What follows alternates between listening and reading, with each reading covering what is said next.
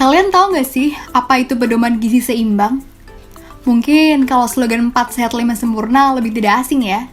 Nah, sebenarnya pada tahun 2014 terdapat pergantian slogan dari 4 sehat 5 sempurna menjadi pedoman gizi seimbang. Kenapa hal tersebut dilakukan? Karena slogan tersebut sudah tidak sesuai lagi dengan perkembangan ilmu dan permasalahan gizi dewasa saat ini. Lalu, apa itu pedoman gizi seimbang? Prinsip gizi seimbang terdiri dari 4 pilar. Yang pertama, konsumsi aneka ragam pangan. Yang dimaksudkan beraneka ragam dalam prinsip ini, selain keanekaragaman jenis pangan, juga termasuk proporsi makanan yang seimbang, dalam jumlah yang cukup, tidak berlebihan, dan dilakukan secara teratur. Yang kedua, perilaku hidup bersih.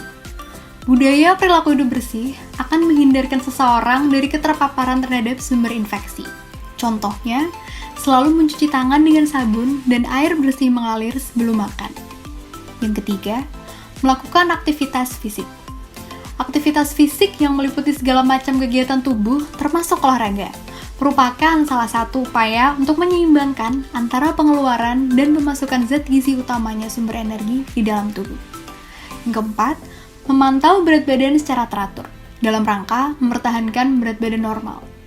Nah, selain 4 pilar tersebut, terdapat 10 pesan umum yang menjelaskan lebih detail terkait pedoman gizi seimbang. Yang pertama, yaitu syukuri dan nikmati aneka ragam makanan. Cara menerapkan pesan ini adalah dengan mengonsumsi 5 kelompok pangan setiap hari atau setiap kali makan.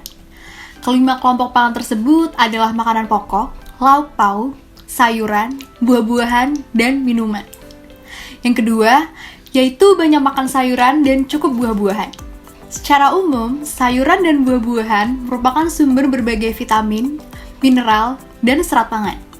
Sebagai vitamin, mineral yang terkandung dalam sayuran dan buah-buahan berperan sebagai antioksidan atau penangkal senyawa jahat di dalam tubuh.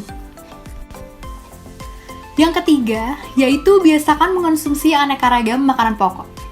Cara mewujudkan pola konsumsi makanan pokok yang beragam adalah dengan mengonsumsi lebih dari 1 jenis makanan pokok dalam sehari atau sekali makan, seperti nasi, roti, mie, dan lain-lain.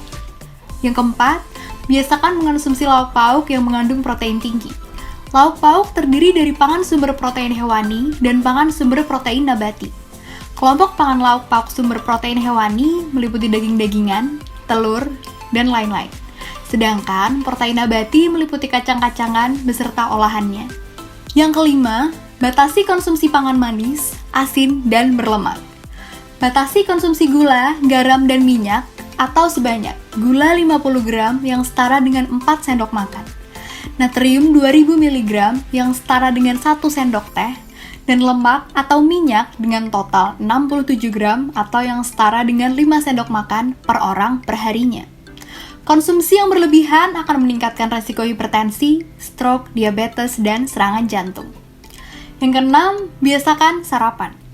Sarapan adalah kegiatan makan dan minum yang dilakukan antara bangun pagi sampai jam 9 untuk memenuhi sebagian kebutuhan gizi harian, atau yang setara dengan 15-30% kebutuhan gizi, dalam rangka mewujudkan hidup sehat, aktif, dan produktif. Yang ketujuh, biasakan minum air putih yang cukup dan aman. Air merupakan salah satu zat gizi makroesensial, yang berarti bahwa air dibutuhkan tubuh dalam jumlah yang banyak untuk hidup sehat, dan tubuh tidak dapat memproduksi air untuk memenuhi kebutuhan ini. Sekitar 2/3 dari berat tubuh kita adalah air. Yang kedelapan, biasakan membaca label pada kemasan pangan. Semua keterangan yang rinci pada label makanan yang dikemas sangat membantu konsumen untuk mengetahui bahan-bahan yang terkandung dalam makanan tersebut. Selain itu, dapat memperkirakan bahaya yang mungkin terjadi pada konsumen yang berisiko tinggi karena mempunyai penyakit tertentu. Yang kesembilan, cuci tangan pakai sabun dengan air bersih mengalir. Pentingnya mencuci tangan secara baik dan benar memakai sabun dengan air bersih mengalir adalah agar kebersihan terjaga secara keseluruhan, serta mencegah kuman dan bakteri berpindah dari tangan ke makanan yang akan dikonsumsi, dan juga agar tubuh tidak terkena kuman. Dan yang terakhir, lakukan aktivitas fisik yang cukup dan pertahankan berat badan normal.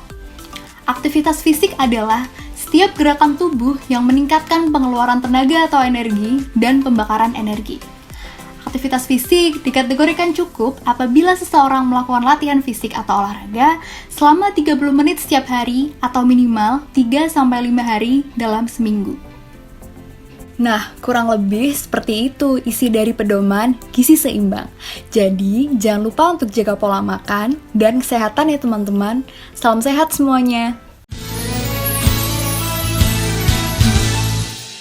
Ayo kita makan yang beragam, membiasakan perilaku hidup sehat.